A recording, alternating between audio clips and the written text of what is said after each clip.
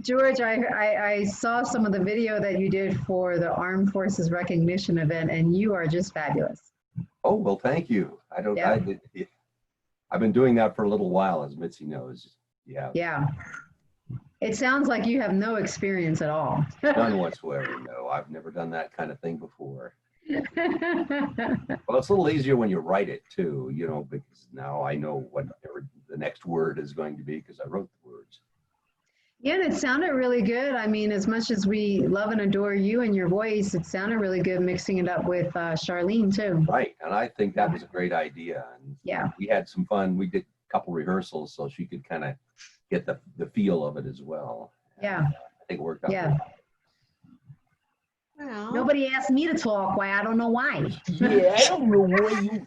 I like your voice. That's what makes things interesting is everybody has a different sound to them, and I like that. Good morning, Terry. I've been a student of sound for years. Exactly. Good morning, everybody. We have Daniel. Good morning, Daniel. Good morning, Roberta. Good morning. I don't see a name on the... It's Barbara. Hi, Barbara. Yeah, Barbara Shannon Bannister. Barbara Shannon Bannister. The light is Good shining. morning. I know you're glowing. You're glowing, Barbara. Hi. I thought it was Saint Barbara there. Hi, Barbara. Hi, how are you? Good. Hi, Tariana. Did I say that correctly? That's very close to my daughter's name is Tatiana. So you put a T yes. where your R is, and that is her name. Thank you for joining us today. Good morning, Courtney. Good morning. So I think we're going to, oh, go ahead. I think we're going to go ahead and get started. And yeah, I was looking for, oh, there's Dennis. Oh, we're waiting for Brian. Yeah, I know Brian is camping, and he was having some Wi-Fi difficulties. So I guess we can go ahead and get started when you're ready, Mitzi. I don't want to hold everybody else up. We do have Dennis here, so.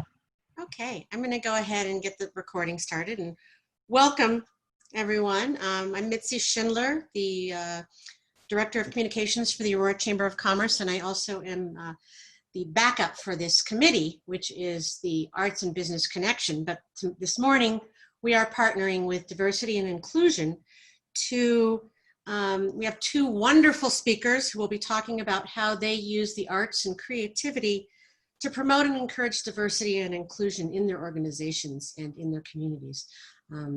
These are difficult times, and we're just, we're trying to look at different ways that we can bring people together.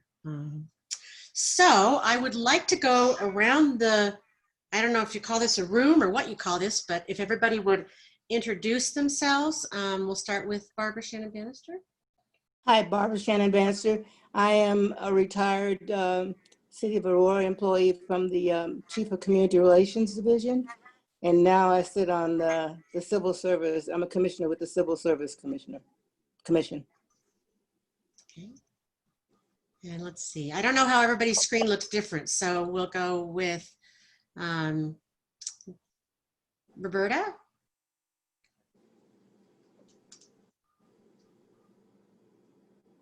Unmute Roberta. I'm trying to unmute her. She may have to unmute herself. I think you have to unmute yourself. Roberta. There you go. Am I unmuted now? Yes, you are. Okay. I'm Roberta Bloom. I run the Art in Public Places program for the City of Aurora. George?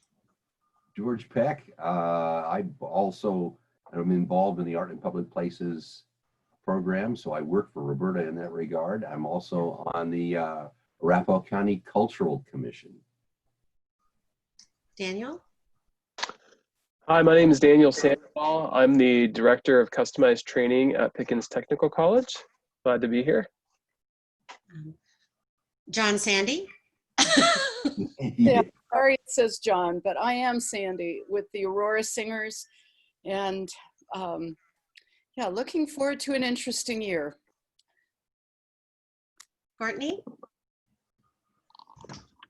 Hello, I'm Courtney. I'm actually a human resources manager for a business in the community, Cooper Lighting Solutions. And I was just excited to see that this, group existed and wanted to join in and see what I could learn from you guys. Thank you. Brenda?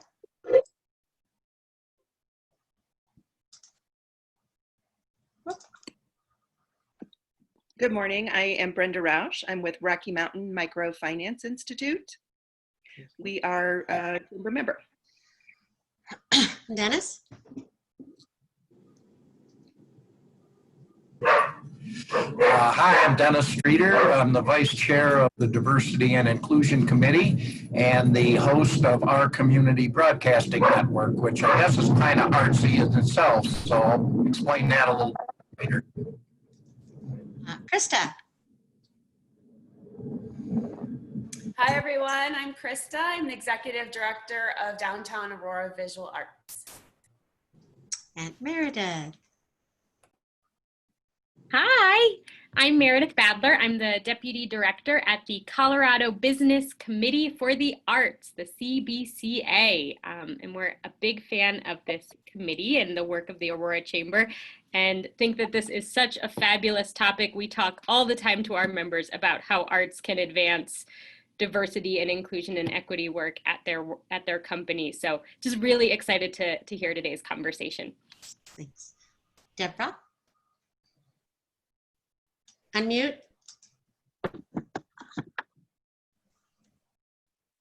I am Deborah Jackson, and I am an interested citizen. And Caddy? Is that? Oh, there you are. Caddy. Good morning. It's Jessica Gross. Sorry, Hi, I'm using Jessica. yeah. I'm using one of the kids' computers, so it says Caddy, but it's Jessica. I'm here with Downtown Aurora Visual Arts. And Brian?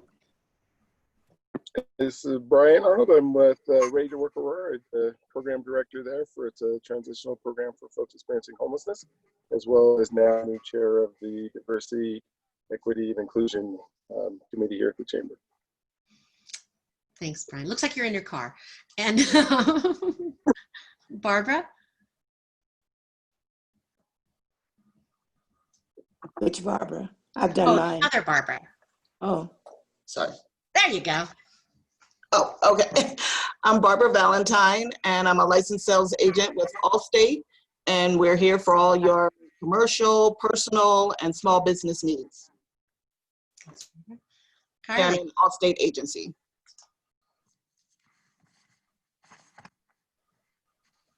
Carly? You're muted. Hello, I'm Carly McLaughlin, and I'm the Membership and Development Manager with the Colorado Business Committee for the Arts. And I will just second what Meredith said on why we're here and excited for this conversation. Lee?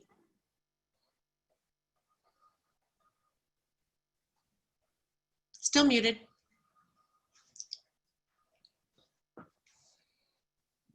This is Leanne Morning. I'm with the 2020 census. And let's see, where'd we go? Nina?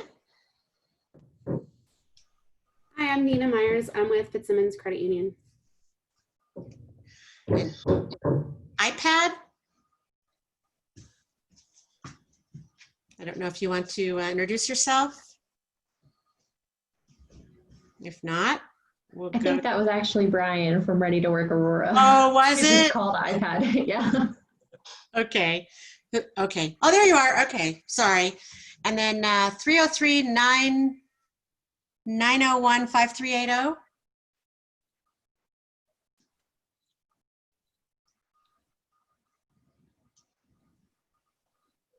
Okay. Well, don't have to introduce Jerry yourself. Road, South. Oh, Metro Jerry. 5. Okay, thanks. If everyone that's attending would put themselves on mute, and we'll go ahead and turn it over to Dee Dee.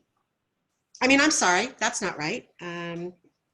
I will turn it over to Dee Dee, and then she will turn it over to Mark. Thank you, Mitzi. Dee Dee Salerno-Poole. I am the Director of Project Management and Special Events. and also the staff liaison for diversity and inclusion and our Women in Business Council that we have at the Chamber. So we're very happy to introduce Brian. As you mentioned earlier, he is the new Diversity and Inclusion Chair. So welcome him. He just had his first staff meeting as the chair just last week. So we're doing great things with the program, lots of new and exciting things coming our way that we're putting in force to actually help the community and get the community involved with the Chamber. And then we also have Dennis Strader, who is our vice chair for a second term in a row. So thank you, Dennis. Dennis was the chair from 2017, and then we re-voted him in just this month as well. So I will go ahead and turn it over to Mark. Thank you so much. And I just want to thank all of you for coming and for giving us this wonderful presentation today and joining us. Thank you. Thank you, Mitzi. And I'm Mark Smith from Photosmith, Colorado, also vice chair of the Arts Plus Business Connection, and also filling in for Renee Leon, who's taking a well-deserved vacation after, of sorts locally. We're happy to give her some rest because she's been hard at work with our sort of new format on it. So what is that new format? Just to maybe share a little bit about that.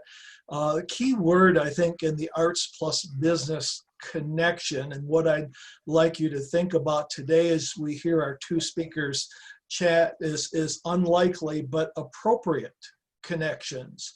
And that's come about in a couple of different ways, and we've been learning as we go along what might be some unlikely but appropriate connections. What we found in the realm of our people who have been giving their stories is that we've had a plumber who has used the small a, aka creativity, in his business.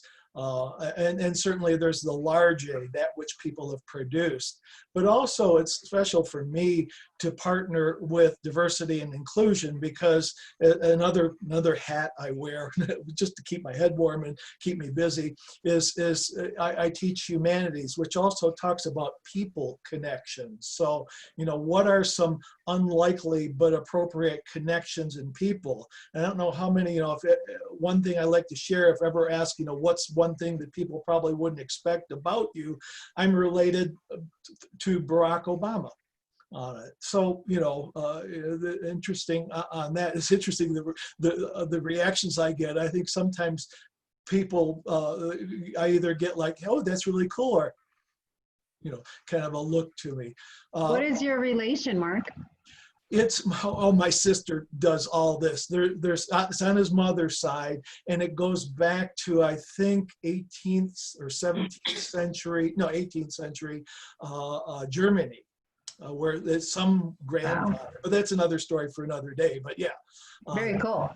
Another unexpected connection today is that I have. I don't know if Daniel remembers that we worked together at Community College of Aurora for a while in years past.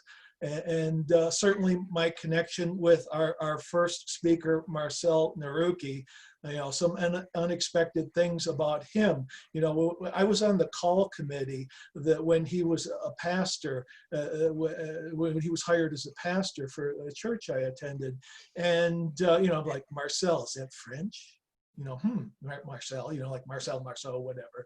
Naruki, that sounds sort of Japanese, but I'm going to let him share some unexpected but or unlikely but appropriate connections in that realm. Interesting thing about Marcel is the director of Multi-Faith Services and co-founder of the Village Exchange Center. And the Multi-Faith Services, this has got sort of realized by me when there was a Evangelical Lutheran Church of America was a predominantly white church, was seeing a decline in membership at 16th and Havana. Surprise, and all of a sudden we were slowly being introduced through our community work to different faiths within that. And then certainly as our membership declined, we started inviting in other people to worship when we weren't there. So there, certainly there was the expected connections with the Hispanic community, but also we had a Mara culture. Mara, where the heck are they from? Myanmar, who? Burma. I think I know where that's at. And now more recently, the Kachin, which Marcel will chat about. There was a Nepalese congregation that came in and worshiped right after us that I think is still worshiping there. And then a Congolese group that is there as well. So certainly then it stands to reason that before that, as pastor of St. Matthew, Marcel and I worked together a lot. And how do we make this transition? Well, first, what do we do? And then he and his daughter came up with this wonderful idea, especially given the political climate in the moment, of coming up with a refugee center at 16th and Havana, which was just so appropriate on it. And then how to make that work and how to transition from one and the other. And I think he's going to speak a little bit about that. Prior to that, he was an instructor in a post-secondary scenario at New Mexico. And in order to get in as being a pastor for an ELCA church, he had to come up with a new master's degree, and he's got another master's degree from his time as a Catholic monk at Big Sur in California. So, without further ado, I would like to introduce Marcel Naruki. Thank you so much, Mark. It's such a wonderful group gathered here. Thank you for having me and allowing me to represent the Village Exchange Center to share with you some of the ways creativity and inclusivity are critical dimensions to our work and vision.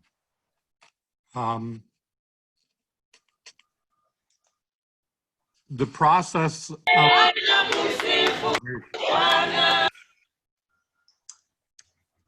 Sorry about that.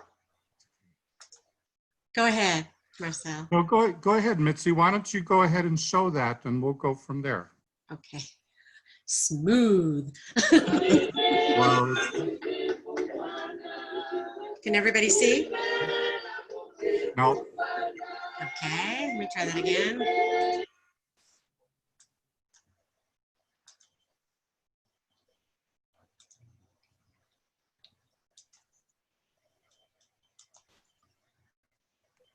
See that now? Yes. But no sound.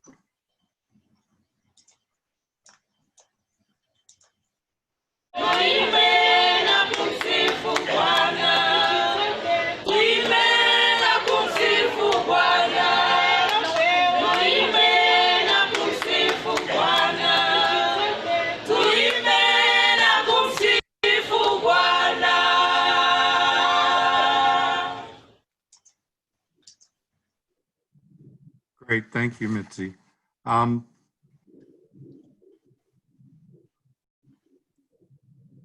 Even though VEC is not a religious institution, we were intentional about being a safe space for the expression and celebration of all faiths, because faith for many of the communities we serve is a source of identity, strength, and resilience.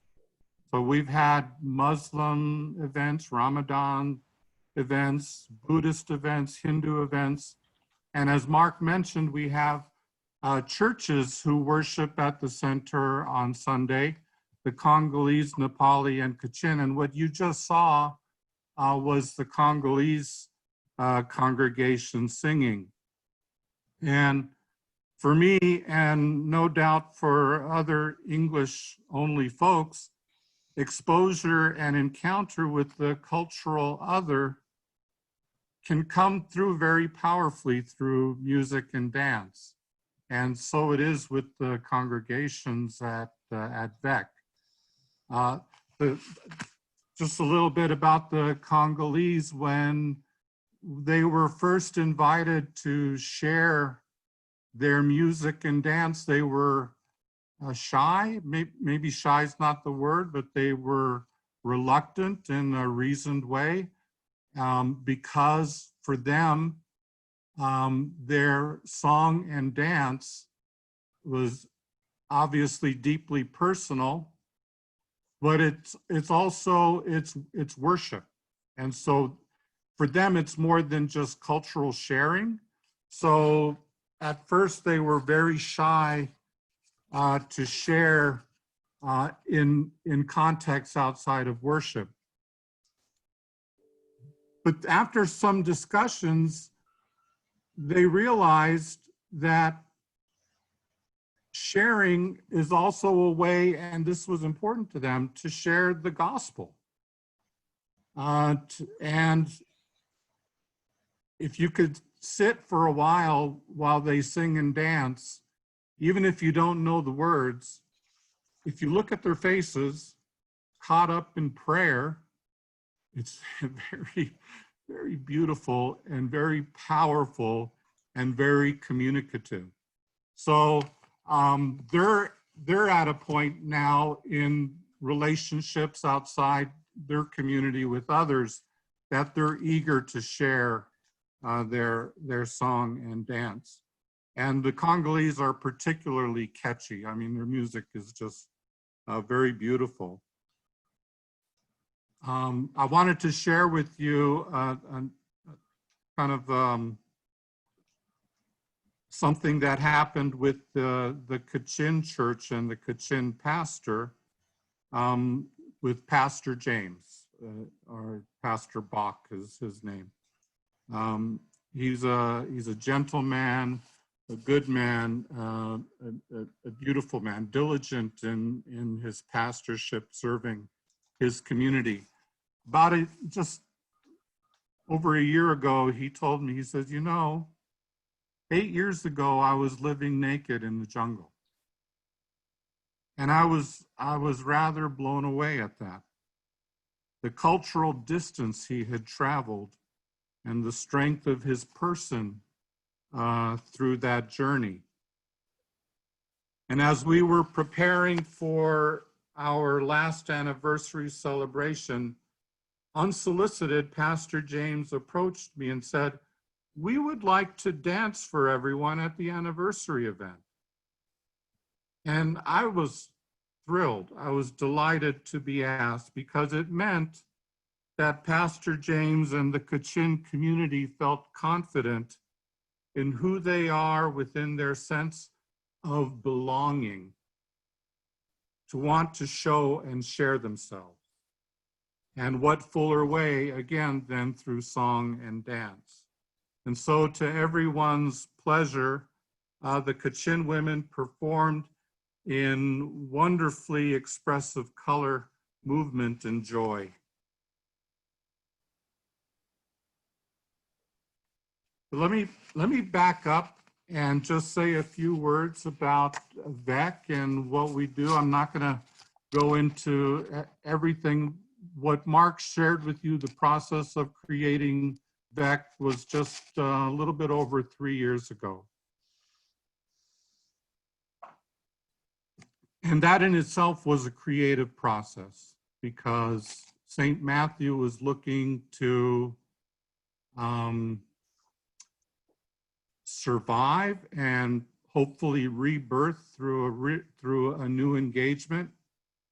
And so what that meant was taking serious, well, what do? Well, we have to be, and this is part of creativity, being responsive to the materials at hand. And what we were responsive to was our neighborhood, which was largely refugees and immigrants. What do? So that's how the community center was born.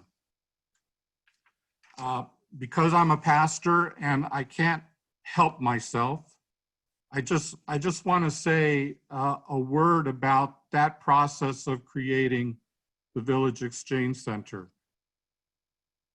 There was an uncanny convergence of alignments with people and support. And as I said, it was uncanny the way things would gather and unite to create a presence and power in the world. And Carl Jung calls this synchronicity. And it happens most notably when we're engaged to serve the well-being of others. And it's something we might have a hint of when we're in the midst of it, but most commonly it's something that sinks in after the fact that you see afterwards. So for me, I have to say the creative journey in the birth of VEC had a definite quality of synchronicity. But that's also, I'm thinking what I need to say, that doesn't mean there isn't setbacks and difficulties. It means that there's a certain downstreamness, an alignment of resources and people making for critical mass and momentum. So the Village Exchange Center is a nonprofit organization to serve refugees and immigrants and the neighborhood. We are a one-stop shop supporting integration, engagement, empowerment of local and foreign-born communities. And we approach this work by co-locating programs, services, cultural activities. We run ourselves multiple programs. We have a food pantry, youth and adult leadership training, an after-school program. In recent months, we've begun a program called Village Farms, where we bridge community silos between various social, economic communities in Northwest Aurora and Northeast Denver through growing food, cooking, eating, and celebrating cultural diversity through food and agricultural practices. And we're also rolling out the Village Theater, which is a collaborative, and this is where, obviously, this is where creativity is being explicit. It's a program which utilizes the performing arts to make available to our refugee and immigrant and local community space for expression, encounter, and training in the performing arts.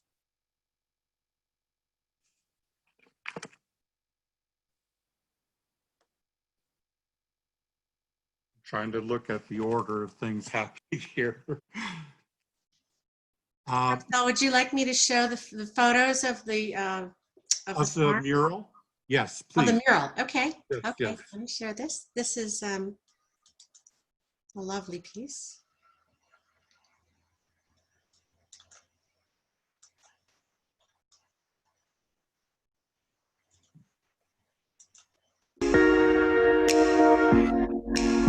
Everyone see that? So right now I'm working on a portrait at the Village Exchange Center. This portrait is of one of the kids that frequents this facility, and basically we wanted to have something on the walls that when people walk in, it feels really inclusive, it feels really open, and it's like aspirational. And for me, it's kind of like I definitely love to see, you know, just like almost kind of like a distribution of like the activities that happen here, some of the programs. I was here like late last night and saw some Congolese dancers, so really it's kind of like seeing a lot of culture and seeing a lot of just activities that I don't normally see. I wish that would be more, I guess, accessible to people in the community.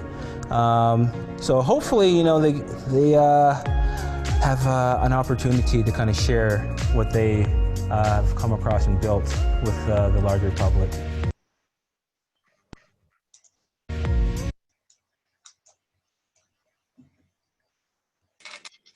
hello, welcome back to the captain's quarters. Last week was an exciting one here. Are we back? Yes, is that it, Mitzi? That was that piece. Okay, good, good. So we knew from the very conception of VEC that we would have to create and nurture a culture of belonging where folks felt welcomed and were valued participants and contributors. And so when you enter the building, on the large wall to the left facing the large gathering space, there's the mural you saw that Thomas Evans painted. And it's of a young girl, arms lifted and outstretched with open hands. And above her, left and right, are two statements. One, I am powerful, and two, I belong. The background of the mural are outlines of the world's continents. What this mural captures and expresses through art is obviously more than can be communicated through text or saying, as is true of all art. And this mural communicates and shows welcome. It's a girl and it's a young person, unfortunately among the more vulnerable in our culture. And she's the one who is welcoming and representing unity. And her power as a person in the world, I am powerful, I belong, comes through belonging and is characterized by belonging. And now the girl who modeled for the mural is one of our after-school kids who lives across the street. Jackie was born here and her family are refugees from Congo. The fact that she is the symbolic subject of the mural has obviously given her a stakeholding and a sense of belonging to the community center. When she's casually introduced to people, she'll often say, I'm the mural girl. I believe the mural has also given a sense of ownership to the other kids because it's one of them. A number of times I've seen kids proudly and enthusiastically identify to newcomers who's in the mural. And that's a beautiful and powerful thing to witness.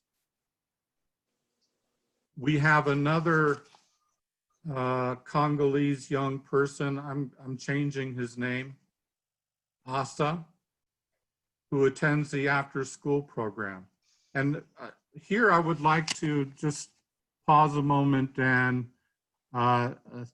thank the leadership Aurora for being involved with us. And I'm doing that here because we have our after-school program in the basement, and the basement is it's not as big as upstairs, which was the worship space, but it's a very important space because it's a space for gathering, but it's smaller and more intimate.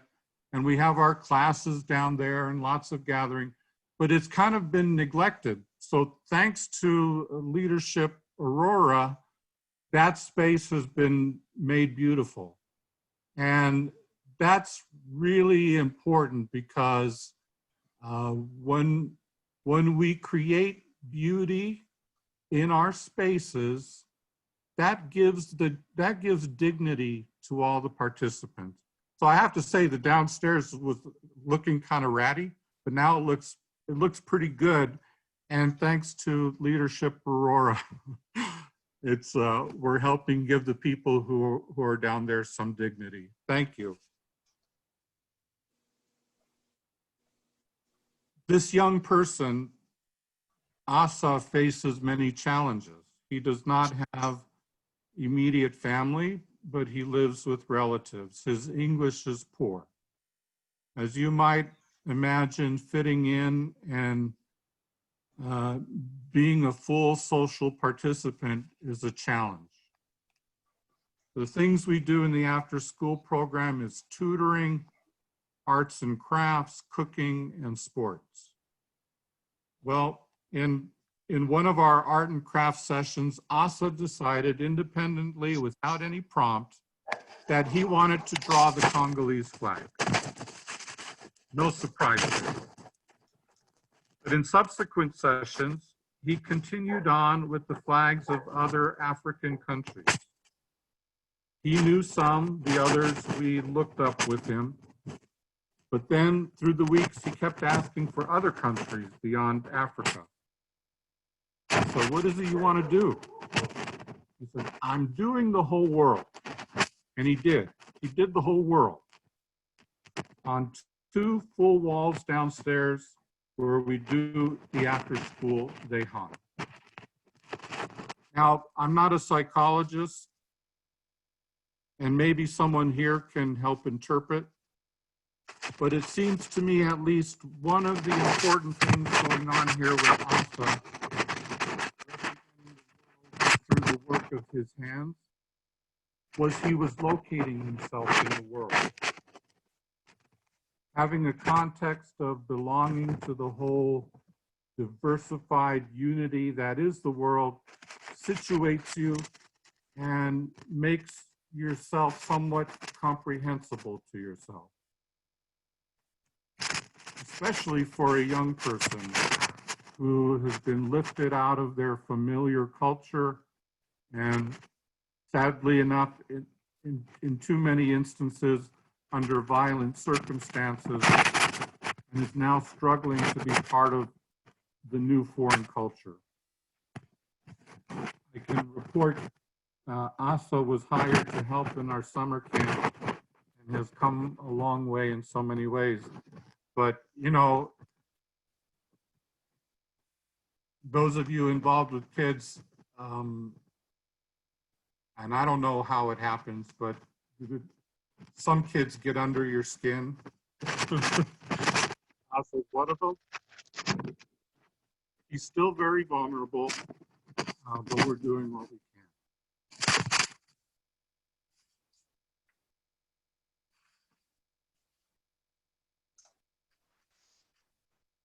Thank you, Marcel.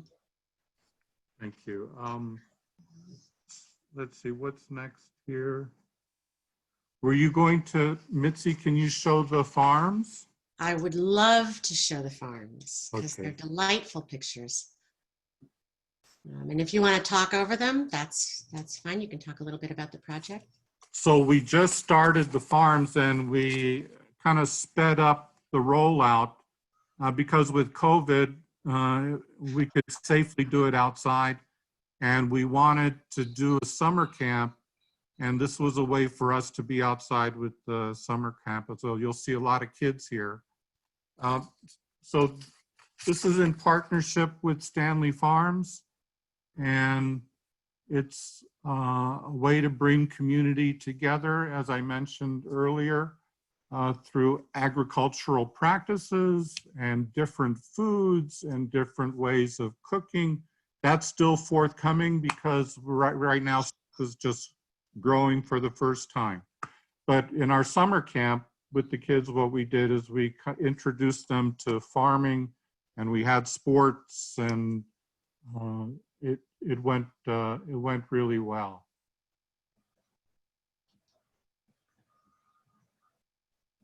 That's a pumpkin patch.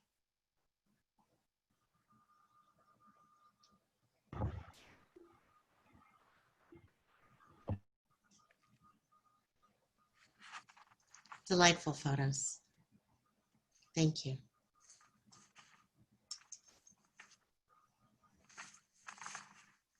So let me just conclude by saying, as I was reflecting on, it was great to do this exercise for me because we're being creative all the time and it becomes a little bit explicit, but when you do something like we're doing here today, it becomes very explicit. And it made me think how all creativity involves an engagement somewhere along the human spectrum of desire, from satisfying basic needs to our highest potentials and aspirations. And I was thinking how inclusivity is intrinsic to the creative act, to all creative acts. A certain gathering and unification happens in the creative act, a gathering of the individual person, of his or her energies and resources through intent, a gathering of persons working together in creativity, joining energies and resources toward a person. And finally, whether it be a work of art or an organization or a meal or anything that is the fruit of creative engagement, there's a presentation and an invitation to those outside to witness something and to share something. So thank you for allowing me to be here with you today, because this is what you guys are all about. And it's a great pleasure to be here with you. If we have any questions or thoughts? We have some time at the end, I believe, for some questions. Okay. Unless Okay. somebody has some burning questions right now. But thank you, Marcel. Thank you. That was really inspiring. Now I would like to introduce our next speaker, Tariana Navas-Neves, who is the Director of Cultural Affairs for Denver Arts and Venues, City and County of Denver. She's going to talk about her organization and their take on creativity in the arts and how it promotes diversity and inclusion. So welcome, Tariana, and thank you for being here. Thank you for having me. And I have to first say thank you to Marcel. I'm familiar with the village, but certainly I had not heard you speak about it, and you have a new fan. I loved this. It's hard to follow, right? So thanks a lot for that. It was a wonderful way to start my Friday, and I wanted to definitely, I think it's a good segue to what I'll be talking about. So I will connect I'll make connections to what you spoke about in terms of a sense of belonging and creating a safe space and what culture really means. So before I do that, just a very quick for context of the work I do in the city. As Mitzi said, I'm the Director of Cultural Affairs for Denver Arts and Venues, which we are the local art agency. And we operate as a social and cultural enterprise. And what does that mean in terms of the City and County of Denver work is we're not part of the general fund, and we own and operate 5 different venues. The Red Rocks Amphitheater, Park and Amphitheater, the Colorado Convention Center, the Denver Coliseum, the Performing Arts Complex in the McNichols building in Civic Center Park. And those venues serve as our enterprising mechanism, which allows us to bring dollars to sustain ourselves in terms of our staff, all of our maintenance, which takes quite a bit when you have that size of venues, and then really to fulfill our shared purpose, which is investment in community, our cultural investments in communities. And currently, as you can imagine, we've all been hit really hard with COVID. So we are in a process of really reimagining what this new reality, hopefully temporary, means to us in terms of still fulfilling our cultural mission and remaining protective of our assets, which are our venues. So in that space, I also, I'm proud to share that we were the first agency in the city.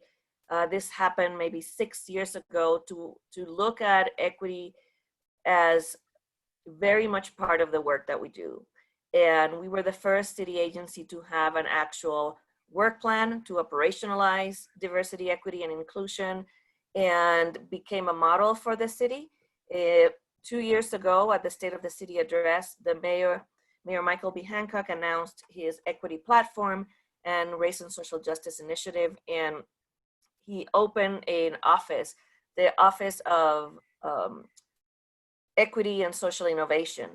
And now there is an office that is focused on training and changing government processes and work through an equity perspective across the 15,000 employees. So there is a group of 3 colleagues, including myself, that we work with the mayor as his equity leadership team, overseeing all equity work throughout the city. So in that space, I also have the opportunity to do what I've done my entire professional career, which is really lead within an equity perspective. So with that in mind, I was so happy to hear Marcel talk about the perspective of what culture and what art means when you're really creating a space of belonging. So when I think about culture, I'm not just thinking about, let's say, visual arts or performing arts. I'm thinking about culture as a way in which communities gather, right? In which families and different cultures choose to raise their children, is language, is food. And I think Marcel has done a phenomenal job and his team in creating that space of culture and human connection. And I love the term sovereignty of culture, which really means that it's not our job. We have this the tendency in this country that when we think about arts and culture, we think about it from a Eurocentric perspective, which is very much part of the history, right, of our country, and really lose sight of the fact that there is arts and culture in every community in the world. And the term sovereignty of culture is that it's not up to us to define what culture is, but it's up to every community to define what culture is to them.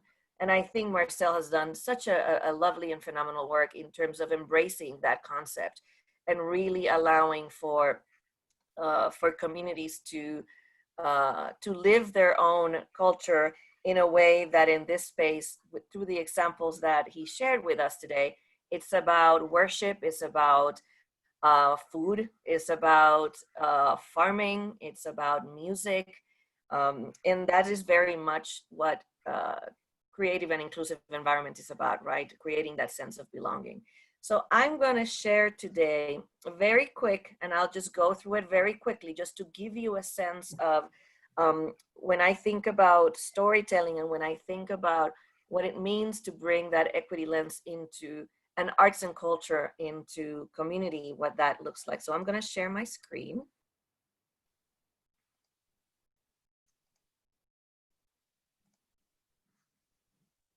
Are you seeing my screen right now? Perfect. Okay. So very quickly. So we, again, as a social and cultural enterprise, we bring dollars through, if you have had the opportunity to go to Red Rocks and purchase a ticket and maybe went to concessions and bought refreshments, those dollars really come into our agency. And then a big part of that, then we invest in community. So our equity, diversity, and inclusion grants are a partnership between the Denver Arts and Venues and the Office of Human Rights and Community Partnerships Commissions. These commissions are groups appointed by the mayor, and they are all community groups that are representative of larger communities in the city and county of Denver. And you see here, they're all representative of historically marginalized communities that, again, from the African American Commission, American Indian Commission, the Immigrant and Refugee Commission, connecting to Marcel's work, and many others. And as a funder, we acknowledge that our space in philanthropy, right, our space in investing dollars in communities is very much, has very much built in a power structure, which really means that we as the funders own great power and privilege. And then we often, as part of a philanthropic system, many approach this work as helicoptering in and putting dollars in, and then in a way curating how those dollars should be spent. So we, through this program, we really decided to challenge the philanthropic model. And the program, what it is we actually have allocated $3,000 per commission starting in 2019 and this year.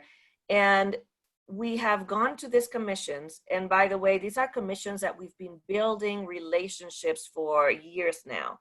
And I want to underscore the key importance of that, because I think when people use the word partnership, it is so easy to say we're going to partner with an organization to bring diversity, equity, and inclusion. And it's this that becomes in a way transactional work that is very time focused, right? Is you come in, you plan a great program, and then you leave.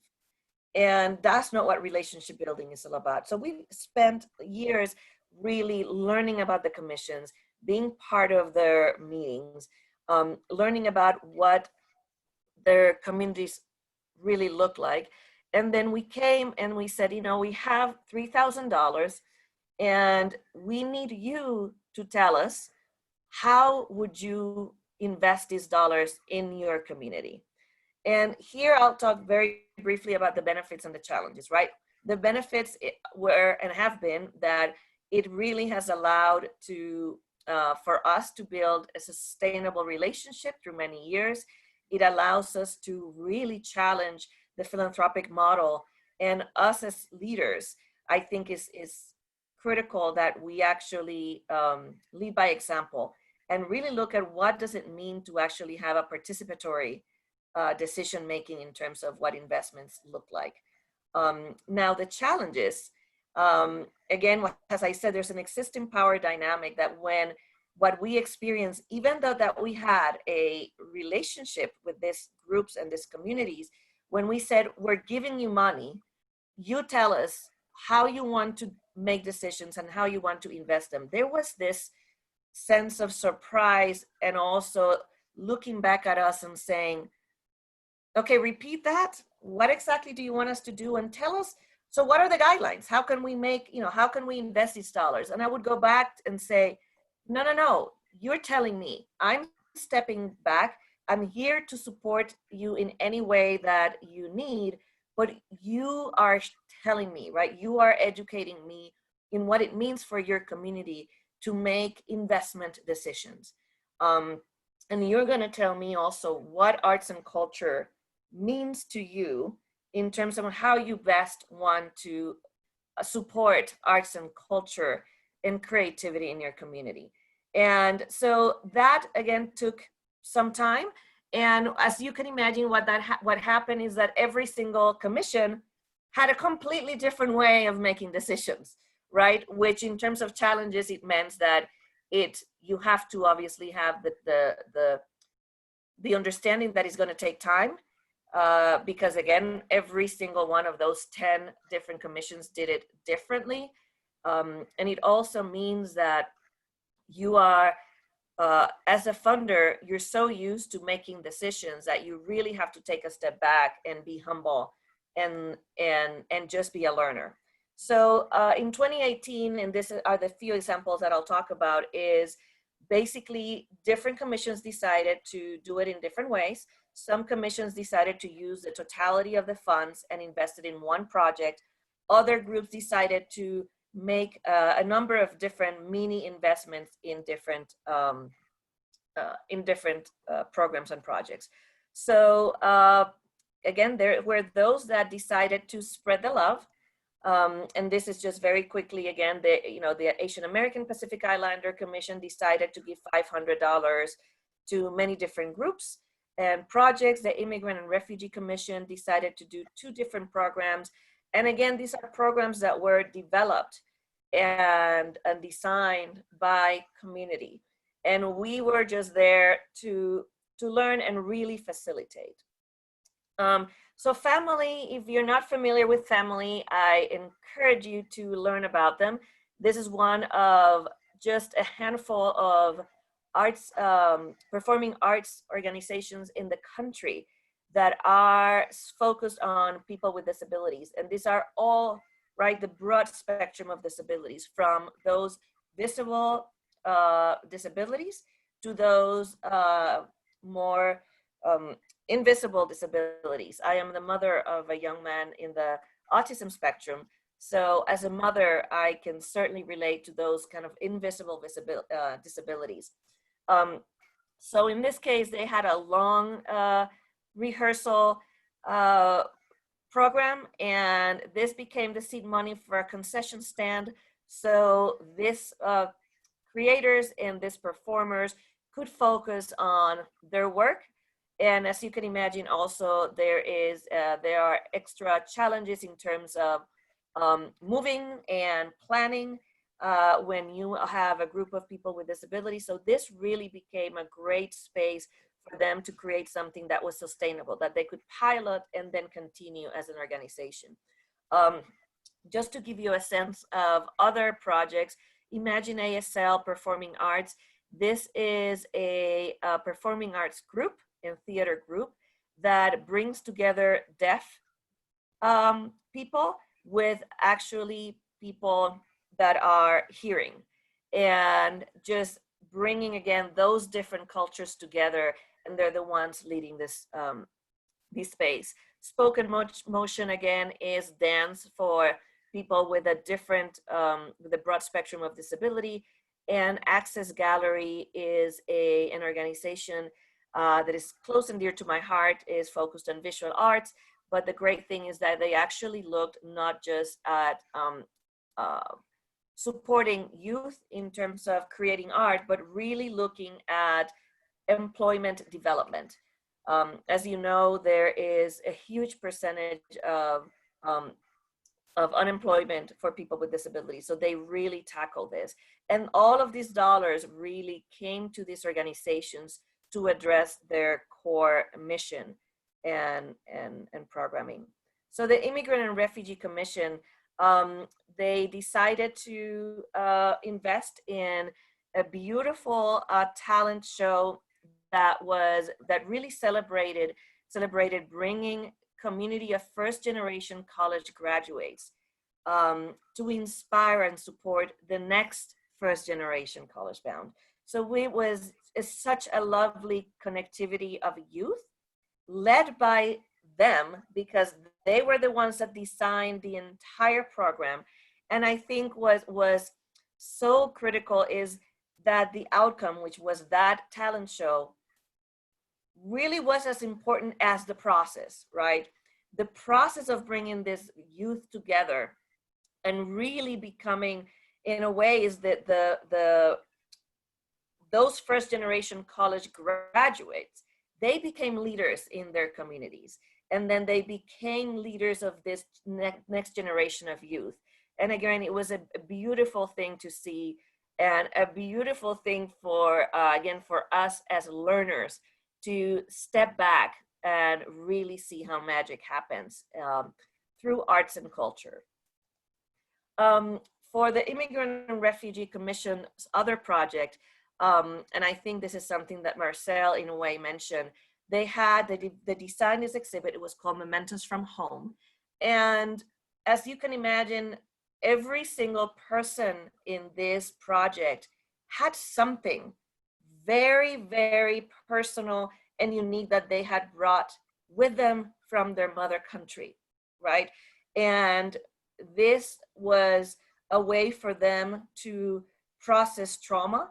This was a way for them to heal. This was a way for them to feel safe and at home and create community in their new, right, living space. And they each brought those mementos, and these are again a few of the quotes, which I think again it doesn't do it justice when I describe it, but just to hear from them, I'm happy to share this moment with you. It's a pleasure to share because in Morocco, people aren't closed off. You find people in the streets, in the mosque, and we talk, we discuss things. We're used to people, to the presence of people. And again, that speaks to that gathering, right? That the biological need, right, of people to connect, especially when they are away from their mother country, and how important and critical is for them to actually connect with others that have actually experienced something similar. And this is from Jorge. I thank you for doing this project, and that's because I believe that for many of us, it's important to share the few things we have been able to bring from our countries that remind us of our countries, that in some way connect us to what we are so that we never forget, even though that we live over here. And I think it is a very special project and gives us the opportunity to share a little piece of what our country was and how we lived and how we felt. So thank you. And again, if that is not success, I don't know, especially as funders, there is this thing as final reports. These are our final reports, right? This is a way in which, I get goosebumps talking about this, and this happened in 2018, right? So for me, this was the most just, phenomenal way of hearing a successful final report. The Asian American Pacific Islander Commission, we talk about what culture is. Food is culture. When family comes together to prepare food, to share a meal, that is culture. And what was really special about this project as well is that you had the very traditional, again, connectivity through food, and then they use social media to actually share those stories. And what happened was that all of these different culture sharers, all of a sudden they felt connected, they felt seen, and they started sharing recipes, they started sharing stories of home. And again, it became something that really was about sharing that human connection. Then also they invested in some other very, again, small projects that were, again, very much driven by and for community. A poetry workshop, a conference that was actually about very close to that immigrant and refugee conference, which was about bringing youth together and creating a space for exchange. And then also, how do you create a platform where that culture is elevated? So there was also an investment on a digital and print anthology to share literature in our community. And then there were others that decided to use their dollars to invest, again, with bigger, larger grants. The Commission on Aging, actually, if you know the history of global Illyria Swansea, you know that it's a story of transformation, it's a story of ownership, and then really transformation in terms of gentrification, in terms of shifts of ownership of people's livelihoods, of people's homes. So they brought together older adults and recorded and captured the history of the neighborhood through their voices. And in a way that has become, when you talk about history, right? And when we talk about what it means to rewrite history, these are histories of community, of place, led and told by the people who actually found a way, belonging in this community. The Latino Commission decided to provide scholarships for youth to attend this nationally renowned Creative Industries, Arts and Media Camp at CU, Denver. And these are summer programs that are very much tied, again, arts and culture, but in terms of future potential careers. And a lot of our youth in the Latino community do not have access to these opportunities. So, and these are where they brought national leaders. I mean, they brought people that work at Walt Disney, in Hollywood studios. So a number of youth Latino youth were able to participate in this summer program, and which is connected to the University of Colorado. So they were already making connections for potential opportunities to follow this career path, and even perhaps have an opportunity to join the university program. The LGBTQ Commission actually worked with the Denver Men Gays Chorus and decided to address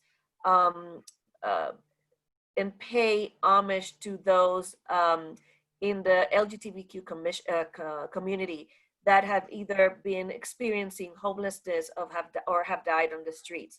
And this, as you know, is a huge challenge of the LGBTQ community, and it really has hit youth in tremendous numbers.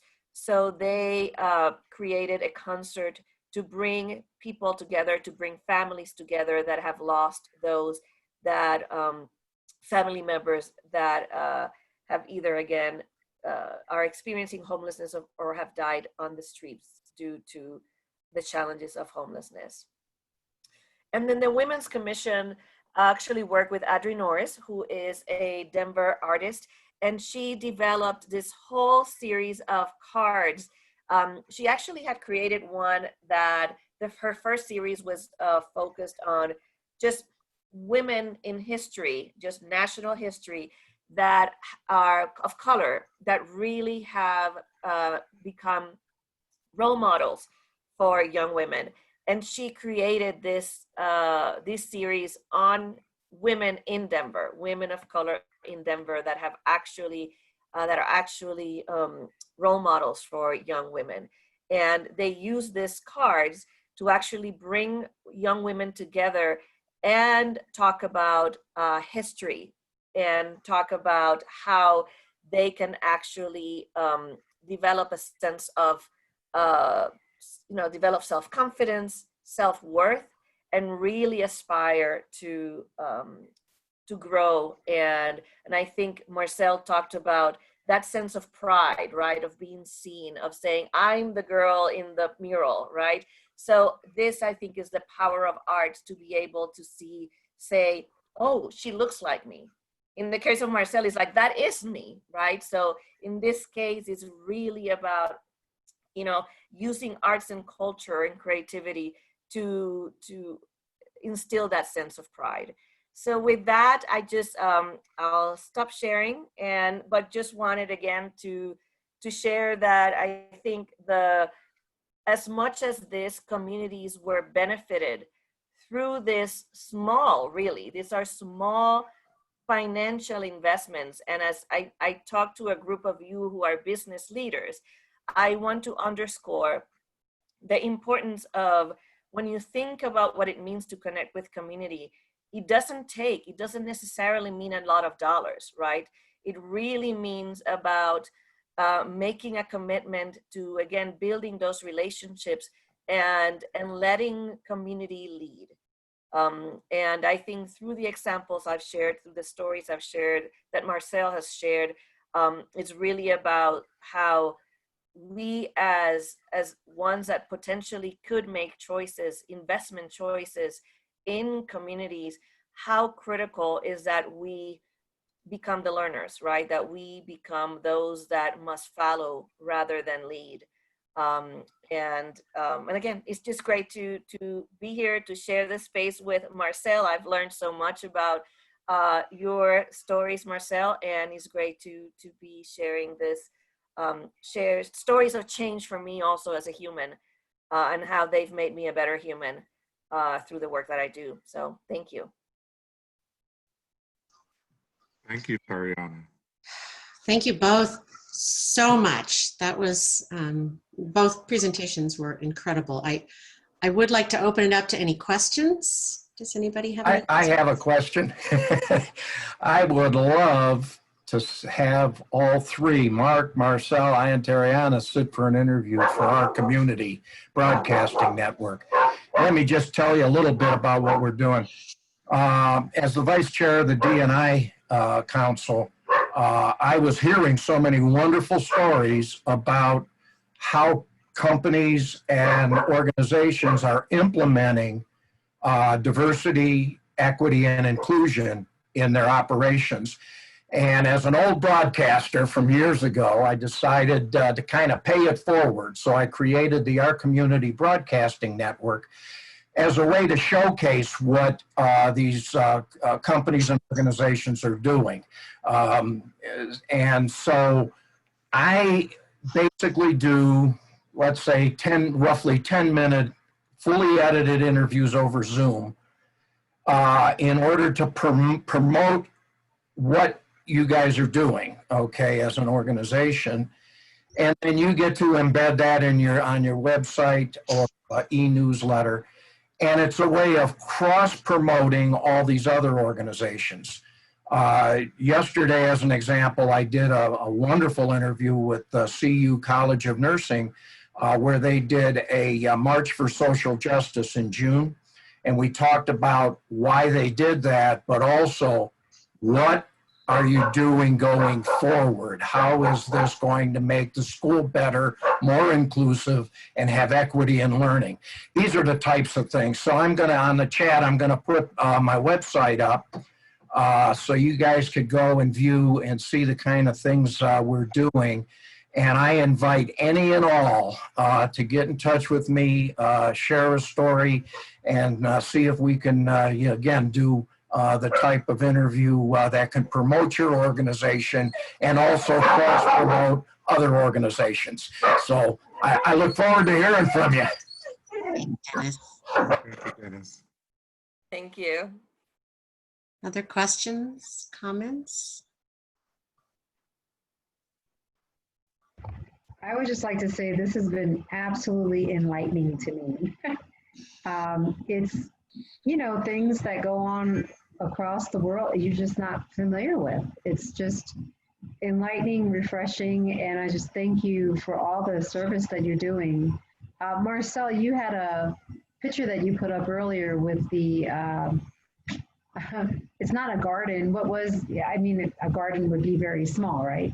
Which, by the way, I'd love to have some help with in my backyard because yours looks amazing. Where was that? That was at Stanley Farms. Stanley Marketplace.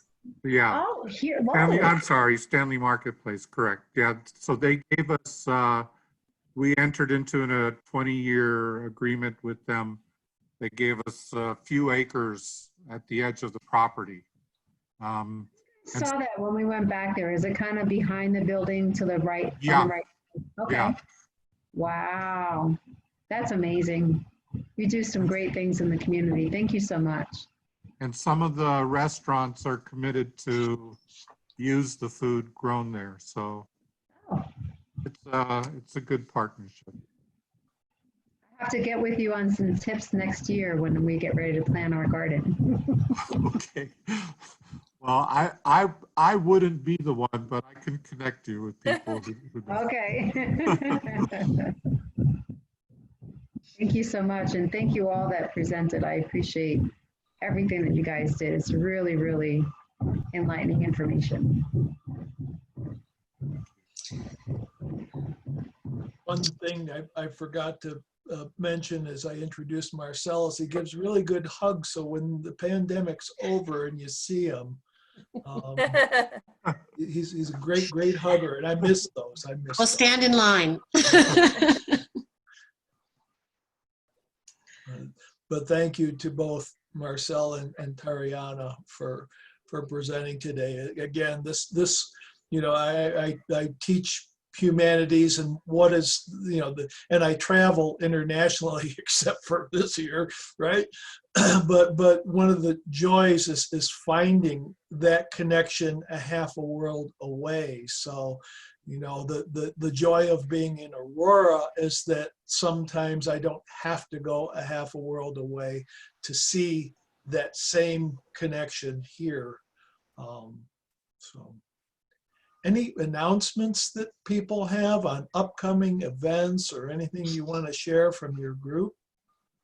If I may, I think the last thing I would want to, invite the group is that obviously we focus today on programs, we focus today on the work that we do, But I think as businesses, as leaders of your organizations, I would, again, I'm thrilled that you are looking at the issues of diversity, equity, and inclusion in terms of how you connect with community.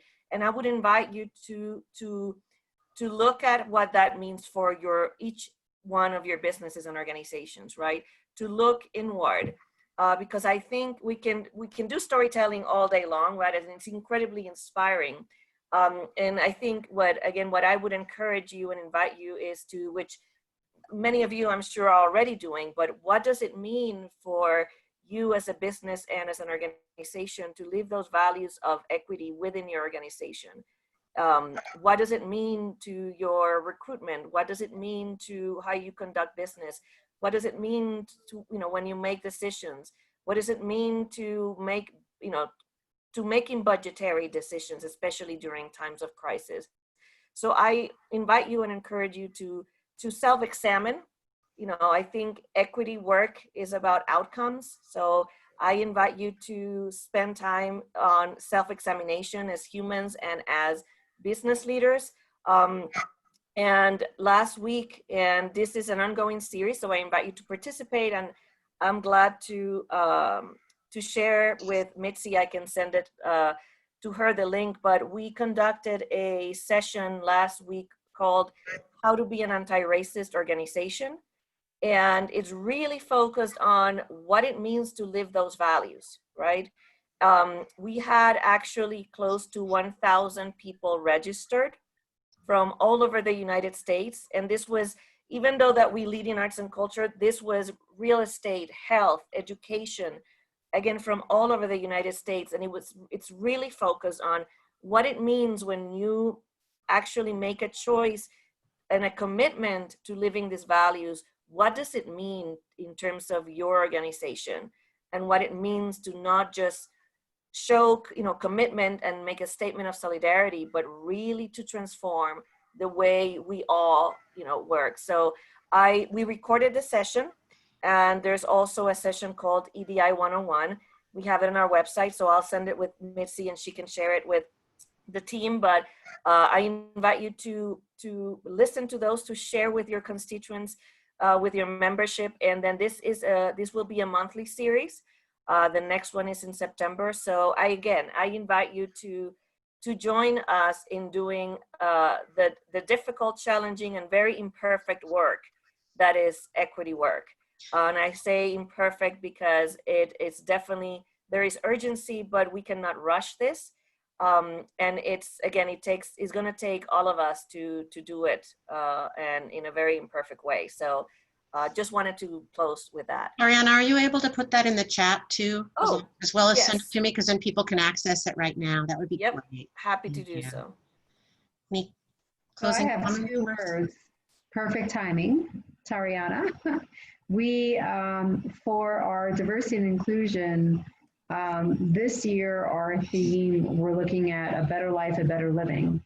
And part of that is going to be exactly what you just spoke of, looking at housing, mentorship, social justice, everything that you just mentioned. So I would really enjoy the opportunity to speak with you. We're also looking at offering, or providing, I should say, videos, which you said that you have. For our members on this, because we want to get more involved. Right now we're doing presentations every month, but we're trying to spice it up a little bit and add more resources to our community, not just to the members, but to our community. So starting off, we're going to start off in October with mentorship, and under that mentorship, it's going to look like everything from workforce, community, housing, homeownership, rent control, social justice, allied partnerships, public health, engaging with policymakers. So that totally fits in with what we're looking at. So if you could, Mitzi, if you wouldn't mind forwarding, I don't think that I have your email address, but if Mitzi could send you mine or just CC me on an email, that would be really awesome so we can get together. And anybody else that has any ideas along those lines of what we're looking at doing, you're all more than welcome to join our Diversity and Inclusion Council, which meets every, well, now we're doing it bi-monthly. So our first bi-monthly meeting will start October for the council at 9 a.m. for about an hour and a half. But in between those months where we're not actually meeting, we want to provide them a video of things of what you just mentioned, Tariana. Oh, wonderful. Yeah, and again, these sessions are very focused on tactical, actionable things, right? Yeah. So the goal is that you will leave with something tangible that you can actually go back to your organization and do. Yeah, and maybe even spread throughout the organization for, you know, others to view. And absolutely. Yeah, that would be awesome. Thank you so much. That's exciting. Yeah. Hi, this is Leanne. Could I jump in here real quickly? Mitzi or Dee Dee, is that okay? Absolutely. Okay, thank you everyone. This information, Tariana, Marcel, has been amazing. So thank you so much. Census has been able to partner with VEC quite a bit in the last 2 years. And so we appreciate that. I do want to remind everyone that since the time for completing the census has been cut short, we are nearing the end very rapidly. September 30th will be the last day that there will be anyone in the field. It'll be the last day, or at least that non-response will be in the field. We'll still have quality out. And it will be the last day that anyone can complete the census survey online or by phone. And so if everyone here could just spread the word to all of their contacts that it's not too late, someone can still respond online at 2020census.gov or by phone at 844-330-2020, and I'll put that information in the chat. Also, for any of your organizations, we were just at Aurora Public Schools, Daniel, yesterday, and we're able to take thousands of census activity coloring books for like K1, K2. If there's, super excited by that, so I'm glad to see the snaps. If there's anything that any of you all would like us to do, I've got a little bit of swag, I've got flyers, we're down to the wire. So I'll put my contact information in there, reach out to me, and it's not too late. Thank you, Mitzi. Thank you, Dee Dee, for letting me. Leanne, if you Pickens Tech is the only APS school that's going to have some in-person learning for this semester. So if you want to drop some stuff off, we'd be happy to distribute that to students that are coming on campus. And we have post-secondary and high school students. Daniel, that's a great idea, and I have not done anything directly with them, so I will make that happen. Is there anyone I should copy to let them know I'm coming? If not, I'm not shy. You know, I will just show up. If you drop them off at the front desk in Building A with Jennifer or Hope, you can just have them get it to me. We'll get it to the instructors there to pass out. I will be more than happy to do that. I'll make it happen I'd say by Monday. Great. Well, thank you to everyone for being here. And most importantly, thank you to our guest speakers. I can't thank you enough. It was really wonderful information. And if anybody has any more questions, we're happy to take them. But I have really enjoyed this, and I hope everybody else has too. No, thank you for having me, and Mitzi knows and Mark know where to find me, so if at any time I can be of support, please feel free to reach out. Thank you so much. And same here, and I look forward to connecting with some of you after this. Thank you all, and thank you to Mitzi. Thank you so much for And Renee, who is not here, but thank you to Renee and Mark. They're fabulous chairs, and you all stay safe and have a good weekend. Bye, everybody. Bye. Thank you. Bye-bye.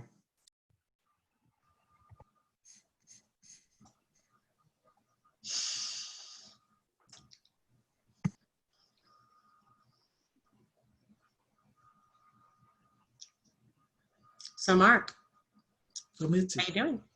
good, and you? Good. Good. All Any right. Well, you thoughts?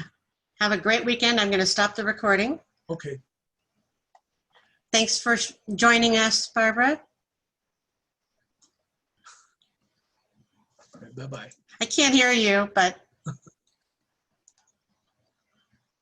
Thank you. It was my pleasure. I was so glad to listen in today. Thank you so very much. they were fabulous. Take care. Good to see you. You too. Good to see you too. Take care.